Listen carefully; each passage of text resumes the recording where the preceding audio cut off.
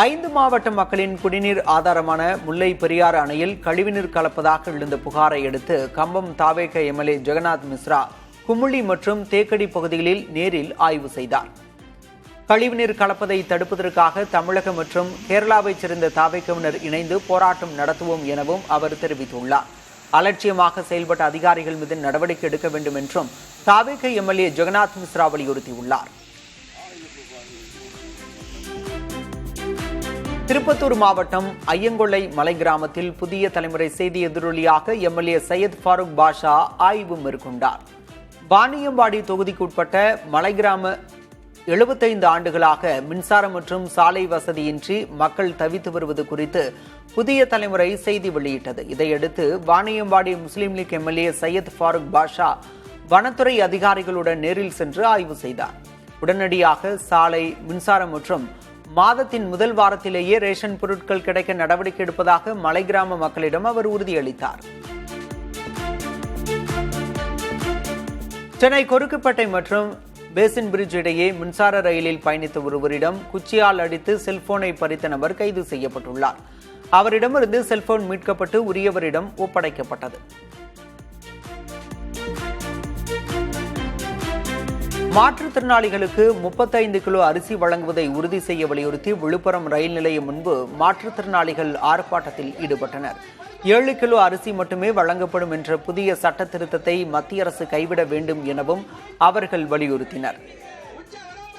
நீதிமன்ற உத்தரவுப்படி மாற்றுத்திறனாளிகள் உள்ள குடும்பங்களுக்கு AAY அட்டை வழங்க வேண்டும் உள்ளிட்ட 11 அம்ச கோரிக்கைகளை வலியுறுத்தி அவர்கள் முழக்கங்களை எழுப்பினர்.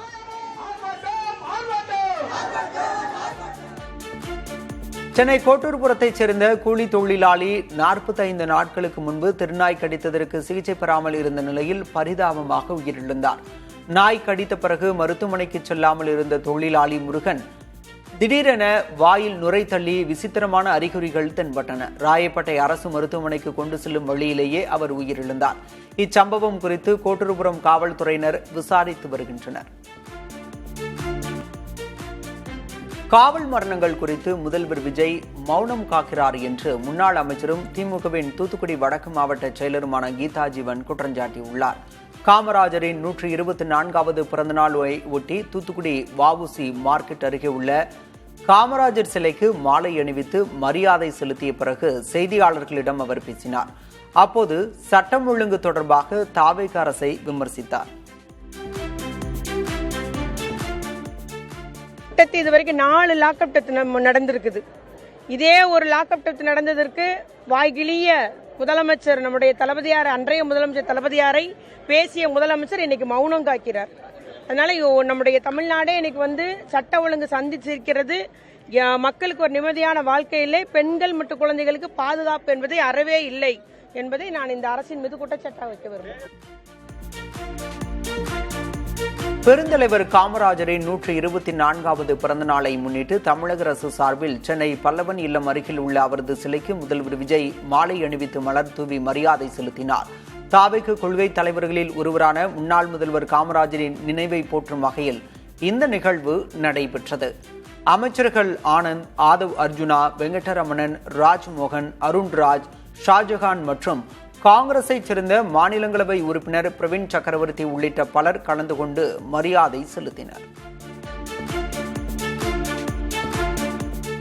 திமுகவுக்கு முக்கிய எதிரி தாவேகதான் என்றும் மற்ற கட்சிகளை பற்றி பேச தயாராக இல்லை எனவும் திமுக அமைப்பு செயலர் RS பாரதி தெரிவித்துள்ளார். சென்னை ஆலந்தூரில் காமராஜர் சிலைக்கு மரியாதை செலுத்திய பிறகு செய்தியாளர்களிடம் பேசிய திமுக அமைப்பு செயலர் குதிரை பேரம் தொடர்பான திமுகவின் மனுவை அரசியல் நாடகம் என குறிப்பிட்ட மாணிக்கம் தாக்கூருக்கு நடைமுறைகள் தெரியாது என பதிலளித்தார். நீதிமன்ற தேவைக்காகவே ஆளுநரிடம் மனு அளிக்கப்பட்டதாக விளக்கம் அளித்தார். மேலும் திமுகவிடம் விளையாடினால் வேறு மாதிரி பேச நேரிடும் என்றும் RS பாரதி எச்சரித்தார். ஆட்சி நடந்தா நீங்க கேட்கல, காட்சி தான் நடக்குது. சில ஏதோ திடீர்னு அல்பைக்கு வாழ் அர்த்தராத்திரியில் கொடை பிடிக்கிற மாதிரி கொடை பிடிக்கிறாங்க. இந்த கொடை ரொம்ப நாளுக்கு இருக்கு, பிடிச்சிட்டாங்கன்னா இழுத்துட்டு பிடிச்சிட்டாங்கன்னு வச்சுக்க மொத்தம் காலி. தயவுசெய்து நான் நேற்றே சொல்லிட்டேன், அதாவது இனிமேல் கொண்டு மற்ற கட்சிகளை பற்றி நாங்கள் எதுவும் பேச மாட்டோம். காரணம் என்ன, நான் ஏற்கனவே சொன்னதை போல போன தேர்தலில் கூட நாங்கள் செத்த பாம்பு அடிச்சதுனால தான் கருணாக உள்ள வந்துச்சு. ஆக திருப்பி அதெல்லாம் பேசணும். எங்களுக்கு இப்போ மெயின் எதிரி தாவேகா. அவரை பற்றி கேளுங்க, அதை பற்றி மற்ற கட்சிகளை பற்றி விமர்சனம். வனப்பகுதிகளில் வாழும் விவசாயிகள், பழங்குடியின மக்களை பாதிக்கக்கூடிய உச்சநீதிமன்ற தீர்ப்புக்கு எதிராக தமிழக அரசு மறு ஆய்வு மனு தாக்கல் செய்ய வேண்டும் என்று சிபிஎம் மாநில செயலர் பே. சண்முகம் வலியுறுத்தியுள்ளார். இது தொடர்பாக முதல்வர் விஜயை தலைமைச் செயலகத்தில் சந்தித்து பேசிய அவர், வன உரிமைச் சட்டத்தை அமல்படுத்துவதன் மூலம் இந்த பிரச்சினைக்கு நிரந்தர தீர்வு காண முடியும் என்று முதல்வரிடம் தெரிவித்ததாக கூறினார். களக்காடு, முண்டந்துறை, மேகமலை புலிகள் சரணாலயம், கன்னியாகுமரி உள்ளிட்ட பல்வேறு மாவட்டங்களில் இருக்கக்கூடிய வனத்தில் வாழக்கூடிய விவசாயிகள், பழங்குடி மக்களை பாதிக்கக்கூடிய வகையிலான ஒரு தீர்ப்பு. அந்த தீர்ப்பை அமல்படுத்துவதற்கு தமிழ்நாடு அரசாங்கம் ஒத்துழைக்கவில்லை என்று சொன்னால் துணை ராணுவ படையை, மத்திய துணை ராணுவ படையை பயன்படுத்தலாம் என்பது உட்பட அந்த தீர்ப்பில் சொல்லப்பட்டிருக்கிறது என்பது வன்மையான கண்டனத்துக்குரியது.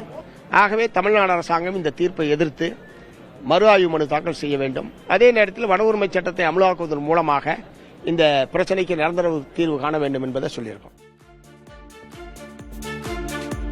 மத்திய அரசு ஹைட்ரோ கார்பன் எடுக்கும் திட்டத்தை உடனடியாக கைவிட வேண்டும் என விடுதலை சிறுத்தைகள் கட்சியின் தலைவர் திருமாவளவன் வலியுறுத்தியுள்ளார்.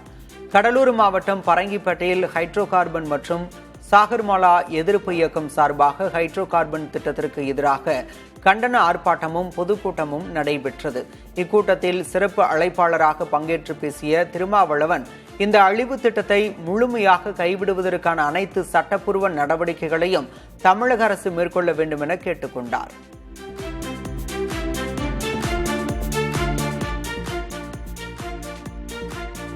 சென்னை எண்ணூரில் கஞ்சா போதையில் தம்பதியர் தாக்கப்பட்ட சம்பவத்திற்கு பாஜக தேசிய மகளிர் அணி தலைவர் வானதி ஸ்ரீனிவாசன் கடும் கண்டனம் தெரிவித்துள்ளார். போதைப் பொருள் விற்பனையை தட்டி கேட்டதால் இந்த கொலைவெறி தாக்குதல் நடத்தப்பட்டுள்ளதாக கூறியுள்ள அவர், தமிழகத்தில் போதைப் பொருள் தடுப்பு நடவடிக்கைகள் ஆமை வேகத்தில் நடப்பதே தாவேக அரசின் நிர்வாக தோல்விக்கு காரணம் என சாடியுள்ளார். மேலும் போதைப் பொருள் நெட்வொர்க்கை முழுமையாக ஒழிக்க அரசு தீவிர நடவடிக்கை எடுக்க வேண்டும் எனவும் அவர் வலியுறுத்தியுள்ளார்.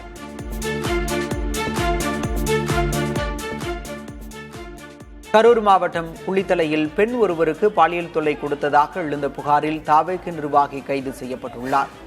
பெண்ணுக்கு பாலியல் தொல்லை கொடுத்ததோடு உடன் வந்தவரையும் தாக்கியதாக புகார் எழுந்தது.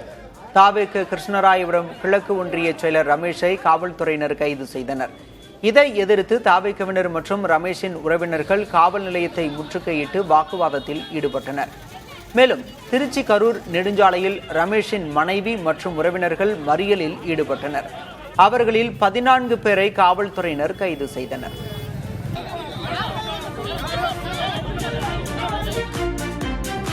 திருவாரூரில் கபடி போட்டியால் ஏற்பட்ட தகராறு காரணமாக போட்டி நிர்வாகிகளை 4 பேர் கொண்ட கும்பல் வீடு புகுந்து தாக்கிய சம்பவம் அதிர்ச்சியை ஏற்படுத்தியுள்ளது. புலவநல்லூர் கிராமத்தில் விதிமீறி விளையாடக் கோரி தகராறு செய்தவர்களை போட்டி நிர்வாக குழுவினர் தடுத்ததாக கூறப்படுகிறது. இதனால் ஆத்திரமடைந்த 4 பேர் நிர்வாகிகளின் வீடு புகுந்து ஆயுதங்களால் தாக்கியதாக தெரிகிறது. இதுகுறித்து வழக்கு பதிவு செய்து விசாரணை நடத்திய காவல்துறையினர் 2 பேரை கைது செய்தனர். தமிழ்நாட்டில் நடப்பு கல்வியாண்டில் அரசு மற்றும் தனியார் கல்லூரிகளைச் சேர்த்து ஒட்டுமொத்தமாக 950 MBBS இடங்கள் அதிகரிக்கப்பட்டுள்ளதாக மருத்துவத்துறை அமைச்சர் அருண்ராஜ் தெரிவித்துள்ளார். நாமக்கல், திருப்பூரை தொடர்ந்து தற்போது திருவள்ளூர் அரசு மருத்துவக் கல்லூரிக்கும் கூடுதலாக 50 இடங்கள் வழங்க தேசிய மருத்துவ ஆணையம் அனுமதி அளித்துள்ளது. இதன் மூலம் அரசு கல்லூரிகளில் 150 இடங்களும், தனியார் கல்லூரிகளில் 800 இடங்களும் உயர்ந்துள்ளன. 37 அரசு கல்லூரிகளில் மொத்த MBBS இடங்கள் 5349ஆகவும், தனியார் கல்லூரிகளையும் சேர்த்து ஒட்டுமொத்த இடங்களின் எண்ணிக்கை 13,999ஆகவும் அதிகரித்துள்ளது.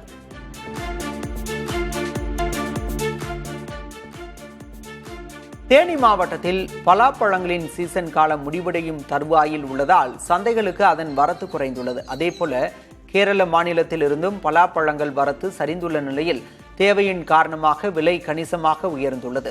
கடந்த மாதம் கிலோ 13 ரூபாய்க்கு ஏலம் போன பலாப்பழம் தற்போது 25 ரூபாய்க்கும், சில்லறை விற்பனையில் கிலோ 40 ரூபாய் வரையிலும் விற்பனையாவதால் விவசாயிகளும் வியாபாரிகளும் மகிழ்ச்சி அடைந்துள்ளனர். நீலகிரி மாவட்டம் கூடலூர் அருகே உள்ள குச்சிமுச்சி பகுதியில் குடியிருப்பு பகுதிக்குள் 2 யானைகள் புகுந்தன. அவை வீட்டின் முன்பு அலங்காரத்திற்காக வளர்க்கப்பட்டிருந்த புற்கள் மற்றும் தென்னை மரங்களை உடைத்து தின்று சேதப்படுத்தின. இதனால் வீட்டில் இருந்தவர்கள் அச்சமடைந்தனர்.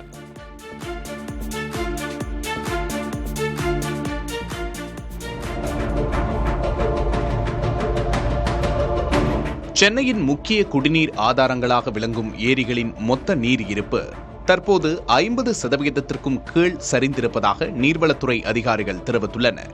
வெயிலின் தாக்கம் மற்றும் தொடர் நுகர்வு காரணமாக இந்த சரிவு ஏற்பட்டுள்ளது. தற்போதைய நிலவரப்படி சென்னைக்கு குடிநீர் வழங்கும் முக்கிய ஏரிகளின் மொத்த கொள்ளளவான 13,222 மில்லியன் கன அடியில் வெறும் 6,040 மில்லியன் கன அடி நீர் மட்டுமே இருப்பு உள்ளது. குறிப்பாக செம்பரம்பாக்கத்தில் 2,451 மில்லியன் கன அடியும், புழல் ஏரியில் 1,685 மில்லியன் கன அடியும், பூண்டியில் 996 மில்லியன் கன அடியும் மட்டுமே நீர் உள்ளது. மேலும் வீராணத்தில் 515 மில்லியன் கன அடியும், சோழவரத்தில் மிக குறைவாக 90 மில்லியன் கன அடியும், கண்ணன்கோட்டை தேர்வாய்க்கண்டிகையில் 303 மில்லியன் கன அடியும் நீர் இருப்பு உள்ளது. இந்த நீர் இருப்பு மாநகரத்தின் அடுத்த 5 மாதகால தேவையை மட்டுமே பூர்த்தி செய்யக்கூடியது என்பதால் வடகிழக்கு பருவமழை தொடங்கும் வரையிலான காலத்தை கருத்தில் கொண்டு குடிநீர் விநியோகத்தை முறைப்படுத்த அதிகாரிகள் ஆலோசித்து வருகின்றனர். பொதுமக்கள் தண்ணீரை சிக்கனமாக பயன்படுத்துமாறு அதிகாரிகள் கேட்டுக் கொண்டுள்ளனர். அமைச்சரவையில் பங்கேற்க மாட்டோம் என்பது 2 கம்யூனிஸ்ட் கட்சிகளும் சேர்ந்து எடுத்த முடிவு என்று சிபிஎம் மாநில செயலர் பே. சண்முகம் கூறியுள்ளார். சென்னை தலைமைச் செயலகத்தில் செய்தியாளர்களை சந்தித்த அவர் அமைச்சரவையில் இடம்பெறுவது குறித்து சிபிஐ மாநில செயலர் வீரபாண்டியன் தெரிவித்த கருத்து தொடர்பாக அவரிடம் விளக்கம் கேட்க உள்ளதாக கூறினார். அவர்கிட்ட தான் விளக்கம் கேட்கணும். ஏன்னு சொன்னா இல்ல ஒரு நிமிஷம், இடதுசாரி கட்சிகள் 2மே அமைச்சரவையில் பங்கேற்பதில்லை என்று 2 கட்சிகளின் சார்பில் நாங்களே நேரடியாக தான் அறிவிச்சோம். 2 மாநில செயலாளர்கள் அறிவிச்சதுதான். இப்ப இந்த மாதிரியான ஒரு செய்தி ஊடகங்கள் வந்து கொண்டிருக்கு. நான் அவர்கிட்ட கேட்போம். பட் சிபிஎம் நிலைப்பாட்டில் மாற்றம் இல்லை. மதுரை மாவட்டம் மேலூர் அரசு கலைக்கல்லூரியில் அடிப்படை வசதிகளை மேம்படுத்த வேண்டும் என கோரிக்கை எழுந்திருக்கிறது. 2500க்கும் மேற்பட்ட மாணவர்கள் பயிலும் கல்லூரியில் காலியாக உள்ள பேராசிரியர் பணியிடங்களை நிரப்பவும், கூடுதல் வகுப்பறைகள், கூடுதல் குடிநீர் மற்றும் கழிவறை வசதிகளை ஏற்படுத்தவும் வலியுறுத்தப்பட்டுள்ளது. நவீன ஆடிட்டோரியம் அமைக்கவும் நடவடிக்கை எடுக்க வேண்டும் என மாணவர்கள் கோரிக்கை விடுத்துள்ளனர். மேட்டூர் அணை கிழக்கு மேற்கு கால்வாய் முறையான பராமரிப்பின்றி புதர்மண்டி காணப்படுவதாக கரையோரப் பகுதி மக்கள் குற்றம் சாட்டியுள்ளனர். சேலம், ஈரோடு, நாமக்கல் மாவட்டங்களில் 48,000 ஏக்கர் பாசனத்திற்கு மேட்டூர் அணை கால்வாயில் ஆகஸ்ட் 1 தண்ணீர் திறக்கப்படும் என எதிர்பார்க்கப்படுகிறது. இந்நிலையில் கால்வாய் புதர்மண்டி குப்பை கூளமாக மாறி துர்நாற்றம் வீசுவதாக அப்பகுதி மக்கள் வேதனை தெரிவித்துள்ளனர். ஒரு சில வாரங்களில் தூர்வாரும் பணிகளை மேற்கொள்ள நடவடிக்கை எடுக்கப்படும் என அதிகாரிகள் தெரிவித்தனர்.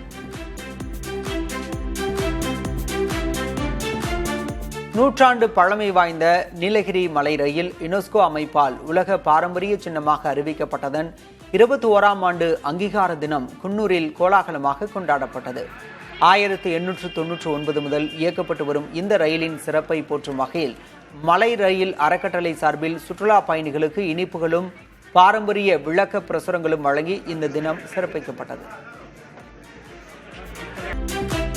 தண்டவாள பராமரிப்பு பணிகள் நடைபெறுவதால் கரூர் வழித்தடத்தில் வரும் 17ஆம் தேதி ரயில் சேவைகள் மாற்றம் செய்யப்பட்டுள்ளதாக அறிவிக்கப்பட்டுள்ளது.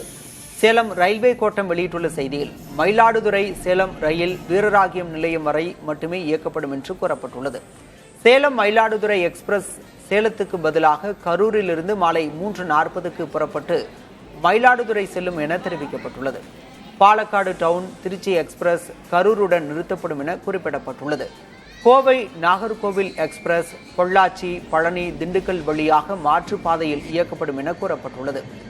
ஜூலை 17ஆம் தேதி மேற்கொள்ளப்பட்டுள்ள மாற்றங்களை அறிந்து பயணிக்குமாறு பயணிகளுக்கு அறிவுறுத்தப்பட்டுள்ளது. புதுச்சேரி குருமாம்பேட்டில் பிரபல நிறுவனங்களின் பெயர்களில் செயல்பட்டு வந்த போலி மருந்து தொழிற்சாலையை காவல்துறையினர் கண்டுபிடித்து அதன் உரிமையாளர்களை கைது செய்தனர்.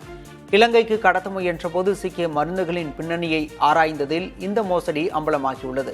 அங்கிருந்த 3 லட்சம் போலி மாத்திரைகள் மற்றும் மூலப்பொருட்களை பறிமுதல் செய்த மருந்து கட்டுப்பாட்டுத்துறை அதிகாரிகள் தொழிற்சாலைக்கு சீல் வைத்து விசாரணை நடத்தி வருகின்றனர். நரம்பு வலி மற்றும் நீரிழிவு நோய்க்கு பயன்படுத்தப்படும் மாத்திரைகளை போலியாக தயாரித்தது தெரியவந்துள்ளது. புதுச்சேரியில் ஏற்கனவே பல கோடி ரூபாய் மதிப்பிலான போலி மருந்து தயாரித்தது தொடர்பான வழக்கை சிபிஐ விசாரித்து வருவது குறிப்பிடத்தக்கது. சென்னையில் 17 வயது கபடி வீராங்கனைக்கு பாலியல் தொல்லை கொடுத்ததாக கபடி பயிற்சியாளர் போக்சோ சட்டத்தின் கீழ் கைது செய்யப்பட்டார்.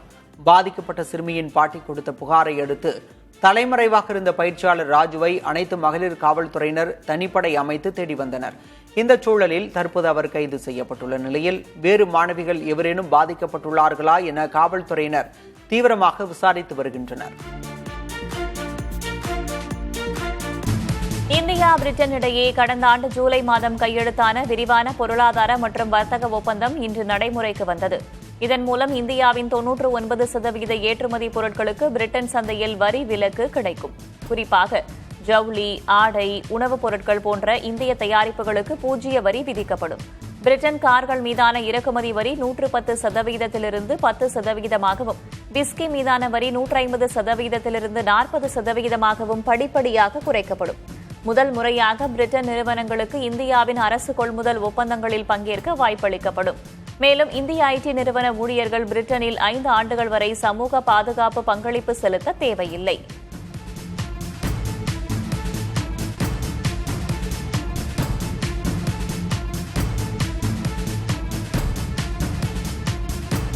இந்திய பிரிட்டன் வர்த்தக ஒப்பந்தம் நம் நாட்டு விவசாயிகளுக்கும் சிறு தொழில்களுக்கும் புதிய ஊக்கமாக அமையும் என பிரதமர் மோடி தெரிவித்துள்ளார். இந்தியா பிரிட்டன் இடையே விரிவான வர்த்தக ஒப்பந்தம் கடந்த ஆண்டு ஜூலை மாதம் கையெழுத்தான நிலையில் அது இன்று அமலுக்கு வந்துள்ளது. இந்நிலையில் எக்ஸ் தளத்தில் பதிவிட்டுள்ள பிரதமர் மோடி இந்த ஒப்பந்தம் இரு நாட்டு உறவில் புதிய மைல்கல் என கூறியுள்ளார். மகாராஷ்டிரா மாநிலத்தில் தேசியவாத காங்கிரஸ் கட்சியின் இரு பிரிவுகளும் இணைகிறதா என்ற கேள்வி எழுந்திருக்கிறது. தேசியவாத காங்கிரஸ் கட்சியின் சரத்பவார் பிரிவின் மூத்த தலைவரான ஜெயந்த் பாட்டீல் மற்றும் சிலர் மகாராஷ்டிர முதல்வர் தேவேந்திர பட்னவிஸை சந்தித்து பேசினர். தேசியவாத காங்கிரசின் இரு பிரிவுகளை இணைப்பது குறித்து இதில் பேசப்பட்டதாக தகவல்கள் வெளியாகியுள்ளன. தேசியவாத காங்கிரஸ் சரத்பவார் கட்சிக்கு மக்களவையில் 8 எம்பிக்களும் மாநிலங்களவையில் 1 எம்பியும் உள்ளனர். தொகுதி மறுவரையறை மசோதா உள்ளிட்ட முக்கிய மசோதாக்களை நிறைவேற்ற பாஜக அரசு ஆதரவை பெருக்கி வரும் நிலையில் பாஜக கூட்டணியில் உள்ள தேசியவாத காங்கிரசுடன் அதன் எதிர்த்தரப்பு இணைவதாக வெளியாகும் தகவல்கள் கவனம் பெறுகின்றன. தேசியவாத காங்கிரஸ் சரத்பவாரின் பிரிவின் ஆதரவை பெற மோடி அரசு முயற்சிப்பதாக காங்கிரஸ் மூத்த தலைவர் ப. சிதம்பரம் கூறியிருந்ததும் குறிப்பிடத்தக்கது.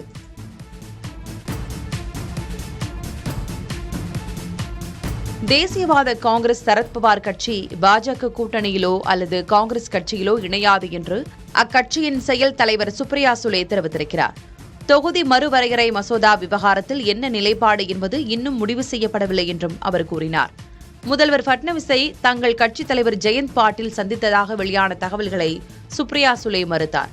அவ்வாறு சந்திப்பு நடந்திருந்தால் அது முன்கூட்டியே திட்டமிடப்பட்ட அலுவல் பூர்வமான ஒன்றாகவே இருந்திருக்கும் என்றும் சுப்ரியா சுலே விளக்கமளித்தார். திரிணாமுல் காங்கிரஸ் கட்சியின் மூத்த தலைவரும் மமதா பானர்ஜிக்கு விசுவாசியாக இருந்தவருமான மதன் மித்ரா அக்கட்சியின் மற்றொரு அணிக்கு மாறியுள்ளார். கொல்கத்தாவில் நடைபெற்ற நிகழ்ச்சியில் அதிருப்தி பிரிவில் அதன் தலைவர் ரிதபிரதா பானர்ஜி முன்னிலையில் மதன் மித்ரா இணைந்தார். அபிஷேக் பானர்ஜியை காப்பாற்றுவதே மமதாவின் நோக்கம் என்றும் இதற்காக கட்சியே மூழ்கும் நிலையில் அதை மீட்க மமதா முன்வரவில்லை என்றும் மதன் மித்ரா விமர்சித்தார். கட்சியின் அனைத்து பதவிகள் மற்றும் சட்டமன்ற கொறடா பொறுப்பிலிருந்து விலகுவதாகவும் மதன் மித்ரா கூறினார். மதன் மித்ரா தற்போது எம்எல்ஏவாக உள்ளதால் அதிருப்தி அணியின் பலம் மேலும் உயர்ந்துள்ளது.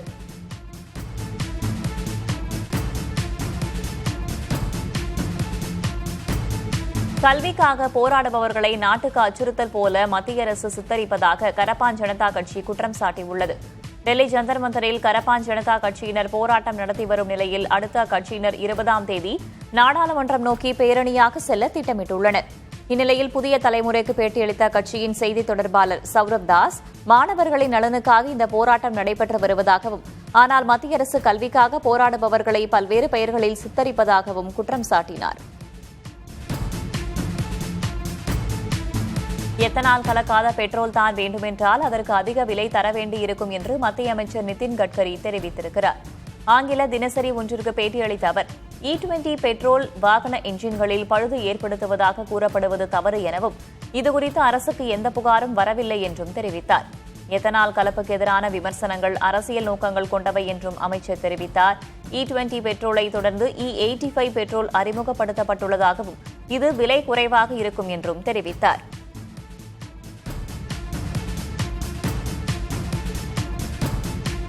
மத்திய அமைச்சர் நிதின் கட்கரி மீது சமூக ஊடகங்களில் அவதூறு பரப்புவதாக கூறி 4 யூடியூபர்கள் மீது மகாராஷ்டிர மாநிலம் நாக்பூர் காவல்துறை வழக்கு பதிவு செய்துள்ளது. நாக்பூர் பாஜக சமூக ஊடக பிரிவு தலைவர் அளித்த புகாரில் இந்நடவடிக்கை எடுக்கப்பட்டுள்ளது. கட்கரி தனது குடும்ப நலனுக்காகவே எத்தனால் கலந்த பெட்ரோலை ஊக்குவிக்கிறார் என்றும் E20 பெட்ரோல் வாகனங்களில் பழுது ஏற்படுத்தும் என்று தொடர் பரப்புரைகள் மேற்கொண்டிருந்த நிலையில் இவ்வழக்கு பதியப்பட்டுள்ளது.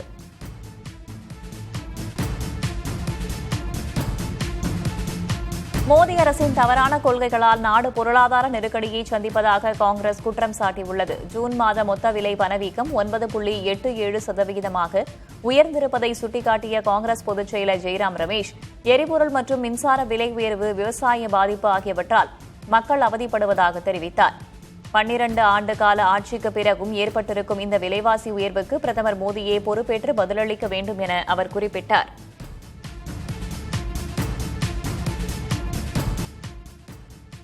இரண்டாயிரத்தி 22ஆம் ஆண்டு யுக்ரைன் மீது அணுகுண்டு வீச ரஷ்ய அதிபர் புட்டின் திட்டமிட்டிருந்தார் என்றும், ஆனால் இந்திய பிரதமர் மோடி உள்ளிட்டோர் கொடுத்த அறிவுரையால் அம்முடிவு கைவிடப்பட்டது என்றும் போலந்து அமைச்சர் தெரிவித்திருக்கிறார். டெல்லியில் பேசிய போலந்து அமைச்சர் விளாடிஸ்லா போர்த்தோஜெவ்ஸ்கி, புட்டினுக்கு அழுத்தம் கொடுக்கக்கூடிய உலக தலைவர்களில் மோடியும் ஒருவர் என தெரிவித்திருக்கிறார். யுக்ரைன் ரஷ்யா போர் விவகாரத்தில் இந்தியா எடுத்திருக்கும் நிலைப்பாடு சரியானது என்றும் போலந்து அமைச்சர் தெரிவித்தார். டோக்கியோ மாகாண அரசு தனது ஊழியர்களுக்கு புதிய ஆடை விதியை அறிமுகப்படுத்தியுள்ளது. டோக்கியோ கூல் பிஸ் என்ற இந்த திட்டத்தின் கீழ் ஊழியர்களின் வழக்கமான கோட், டை போன்ற ஆடைகளுக்கு பதிலாக டி-ஷர்ட், அரைக்கால் சட்டை மற்றும் ஸ்னீக்கர்ஸ் அணிந்து பணிக்கு வர ஊக்குவிக்கப்படுகின்றனர்.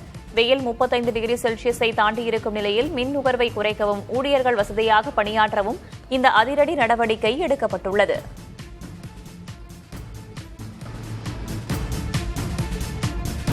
அரிய பழங்கால வரலாற்று பொருட்களை தொடாமலேயே அவற்றை துல்லியமாக ஆய்வு செய்யும் புதிய 3D ஸ்கேனிங் மற்றும் டிஜிட்டல் தொழில்நுட்பத்தை ஆய்வாளர்கள் உருவாக்கியுள்ளனர். ஃபேட்டம் ஃபவுண்டேஷன் என்ற அமைப்பு லேசர் மற்றும் முப்பரிமாண தொழில்நுட்பங்கள் மூலம் வரலாற்று சின்னங்களை டிஜிட்டல் வடிவத்தில் ஆவணப்படுத்தி வருகிறது. இதன் மூலம் கலைப்பொருட்களை சேதப்படுத்தாமல் அவற்றின் தற்போதைய நிலையை அறியவும் எதிர்கால பாதுகாப்பிற்கு இத்தொழில்நுட்பம் பெரிதும் உதவுகிறது.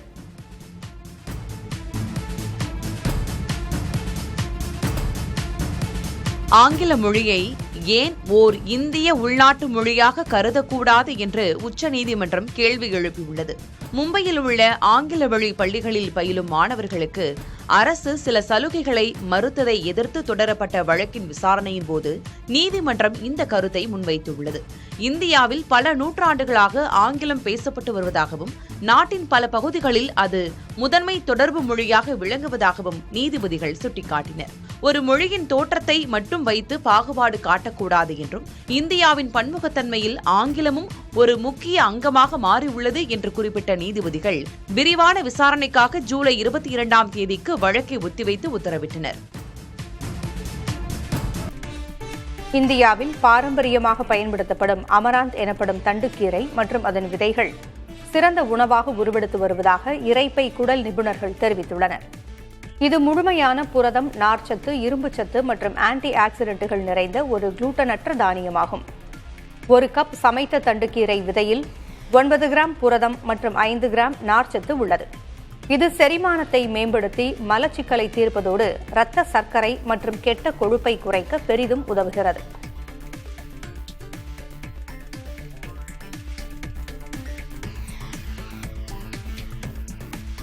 ஒடிசாவை உலுக்கிய கொலை வழக்கின் முதன்மை குற்றவாளியான தாரா சிங்கின் முன்கூட்டியே விடுதலை கோரும் மனு மீது ஆகஸ்ட் 19ஆம் தேதிக்குள் இறுதி முடிவெடுக்குமாறு மாநில அரசுக்கு உச்சநீதிமன்றம் உத்தரவிட்டுள்ளது. கடந்த 1999ஆம் ஆண்டு ஒடிசாவில் ஆஸ்திரேலிய மிஷனரி கிரகாம் ஸ்டெயின்ஸ் மற்றும் அவரது 2 மகன்களை உயிரோடு எரித்துக் கொன்ற வழக்கின் முதன்மை குற்றவாளி தாரா சிங்.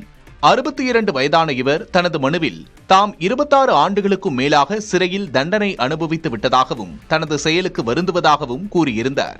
இந்த மனுவை விசாரித்த உச்சநீதிமன்றம் இந்த விவகாரத்தில் விரைந்து முடிவெடுக்குமாறு உத்தரவிட்டுள்ளது.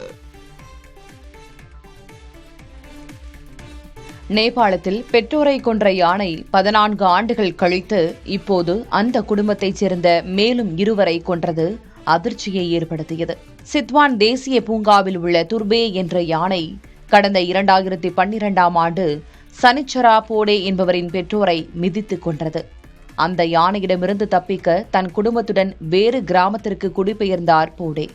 14 ஆண்டுகள் கழித்து 15 கிலோமீட்டர் பயணித்து போடே குடும்பத்தை தேடி வந்த யானை போடேவின் மருமகள் மற்றும் 4 வயது பேரனை கொடூரமாக கொன்றுள்ளது. இந்த யானை இதுவரை 25 பேரை கொன்றுள்ளதாக அதிகாரிகள் தெரிவித்தனர். பிரான்ஸ் தலைநகர் பாரிஸ் அருகே உள்ள புகழ்பெற்ற ஃபோன்டைன் ப்ளூ காட்டுப்பகுதியில் காட்டுத்தீ பரவி வருகிறது. சுமார் 800 ஹெக்டேர் பரப்பளவில் பற்றி எரியும் தீயை கட்டுப்படுத்த 400க்கும் மேற்பட்ட தீயணைப்பு வீரர்கள் போராடி வருகின்றனர்.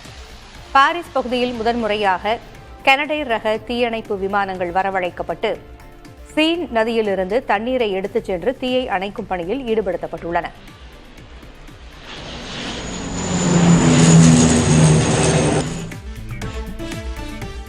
சவுதி அரேபியாவின் அபா சர்வதேச விமான நிலையத்தை குறிவைத்து ஏமனின் ஹவுதி கிளர்ச்சியாளர்கள் ஏவுகணை மற்றும் ட்ரோன் தாக்குதலை நடத்தியுள்ளனர்.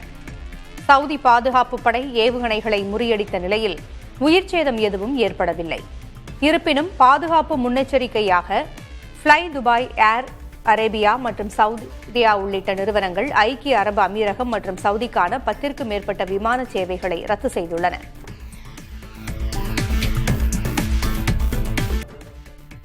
கடந்த ஏப்ரல் மாதம் தோல்வியடைந்த 131வது அரசியல் சாசன திருத்த மசோதாவை மீண்டும் கொண்டுவர மத்திய பாஜக அரசு திட்டமிட்டிருப்பதாக காங்கிரஸ் மூத்த தலைவர் ப. சிதம்பரம் கூறியுள்ளார்.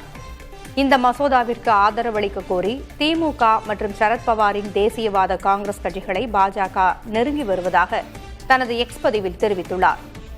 ஏற்கனவே பெண்களுக்கு 106வது சட்ட திருத்தத்தின் மூலம் இடஒதுக்கீடு வழங்கப்பட்டிருப்பதால் இந்த புதிய மசோதா தேவையில்லாதது என்றும் இதன் உண்மையான நோக்கம் தொகுதி மறுவரையறை செய்து மாநில உரிமைகளை பறிப்பதே என்றும் அவர் விமர்சித்துள்ளார்.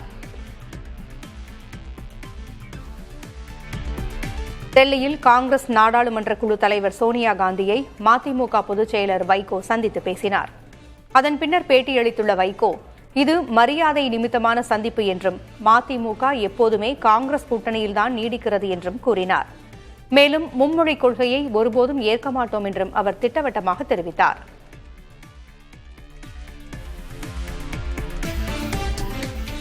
அதிமுக பொதுச் செயலர் எடப்பாடி கே. பழனிசாமியின் இரட்டை வேடத்தை மக்கள் அறிவார்கள் என காங்கிரஸ் மாநில தலைவர் மாணிக்கம் தாக்கூர் தெரிவித்துள்ளார்.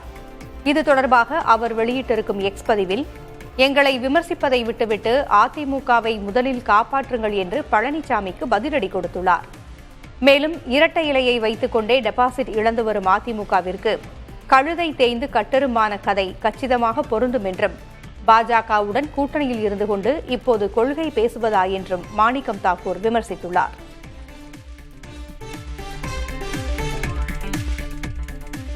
அதிமுகவை காட்டிக் கொடுத்து கட்சியை விட்டு வெளியேறியவர்கள் வாழ தகுதியற்றவர்கள் என முன்னாள் அமைச்சர் சீனிவாசன் விமர்சனம் செய்துள்ளார்.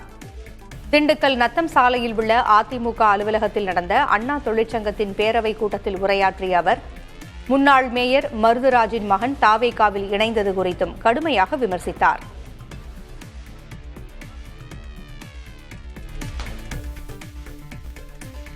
இந்த குளநரி வேலை செய்து படிப்படியாக போயிட்டாங்க, வந்துட்டாங்க, போய் போஸ் கொடுக்கறதெல்லாம் மக்கள் பார்த்துக்கிட்டு இருக்காங்க.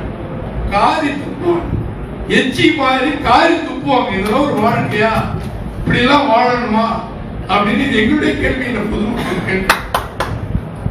எனவே தோழர்களை, இந்த கட்சியை காட்டி கொடுத்து வெளியே சென்றவர்கள் வாழ தகுதியற்றவர்கள் என்பதை கணக்கு.